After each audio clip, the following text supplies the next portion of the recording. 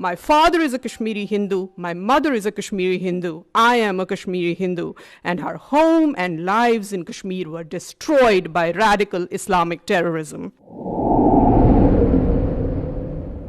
I'm glad these hearings are happening today, because when my family and I lost our homes, our livelihood, and our way of life, the world remained silent. Where were the advocates of human rights when my rights were taken away? As I begin to speak, I am choked. As I begin to speak, I'm choked by the thoughts of those voices I represent here, because their voices were extinguished in the most brutal fashion. I am a member of the minority Hindu community from Kashmir, victim of the worst ethnic cleansing witnessed in independent India. I speak here today because I am a survivor. An innocent young woman, a lab assistant in a school, wasn't as lucky as I was. She was abducted, blindfolded, gang raped, and cut into two halves on a mechanical saw while still alive. Her name was Girija Tikku. Her only crime? Her faith. I am her voice today. I'm glad these hearings are happening today, because when my family and I lost our homes, our livelihood, and our way of life, the world remained silent. Where were the advocates of human rights when my rights were taken away? Where were they on the night of 19th January 1990, when there were voices blaring from all mosques in Kashmir that they wanted Kashmir with Hindu women but without Hindu men? Where were the saviors of humanity when my feeble old grandfather stood with two kitchen knives and an old rusted axe, ready to kill my mother and I in order to save us from the much worse fate that awaited us if we landed in the hands of terrorists on the same fateful night? My people were given three choices: flee, convert, or die. Around 400,000 Kashmiri Hindus fled right after that night of horror. They survived. Those who didn't were killed. Today, 30 years later, I'm still not welcome in my home in Kashmir. I am not allowed to follow my faith without fear. My house in Kashmir is illegally occupied, as those of countless others in my community. Those that are not occupied have mostly been burned down or are ransacked. Thousands of our temples have been vandalized, desecrated, and lay in ruins. Every effort has been made to eradicate Hinduism from Kashmir. Today, Kashmir is home to only one religion. This is by design and is the ultimate violation of human rights.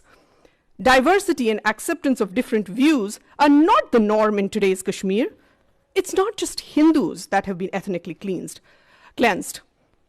Sikhs have been massacred. A fatwa was announced against Christian schools in Kashmir, accusing them of luring Muslims to Christianity. What human rights are we talking about when all minorities have either been driven out or silenced? An Islamist state of Kashmir where other religions are not welcome and tolerance of any other viewpoint is absent is no citadel of human rights. This is the society that is being created by Kashmir by those who are talking about human rights. Terrorism, ladies and gentlemen, is the ultimate opponent of human rights.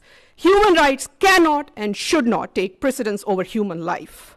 Everyone who stands for freedom, liberty, and right to life should worry about radicalization that fuels terror.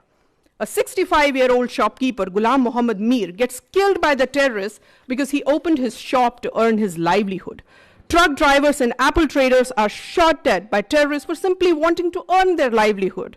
The simple act of earning livelihood in Kashmir today is prohibited by terrorists because earning a livelihood would show that Kashmir is moving towards normalcy. I ask you, who are these people who fear normalcy in Kashmir?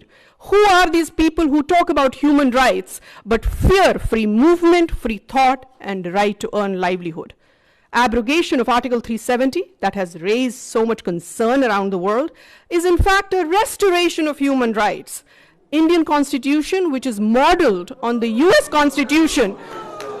Indian Constitution. Excuse me, everybody. Indian Constitution, which is modeled on the. I want to say, we want to give everybody the respect of listening to them. So I would urge that nobody interrupt. Thank you so much, All right. Chairman. I was saying that Indian Constitution, which is modeled on the US Constitution, is the most liberal document in the world. The Constitution was not applicable to J&K in totality as long as Article 370 was in force. After abrogation of Article 370, people of Jammu and Ladakh have been liberated from the tyranny of being half citizens in their own country. Child marriage, which was responsible for child trafficking and sex trafficking, has been made illegal in Kashmir. Kashmiri women and LGBTQ community in Kashmir has been given the same rights as other Indian citizens. As a mother, it's very important to me now that child marriage has been outlawed in Kashmir. Today, I'm delighted that Kashmiris have the same rights as Indian citizens. If something as serious as women's right to own property and granting of LGBTQ rights to choose, amongst many others, has been accomplished through abrogation of Article 370, then it's safe to assume that restoration of internet in few remaining districts of Kashmir is not too far away. I am a proud daughter of Kashmir. I am a proud legatee of India's composite civilization. Terrorism has uprooted me and snatched my home from me. I hope my human rights are restored too someday, and the human rights of my community. Thank you. Thank you very much.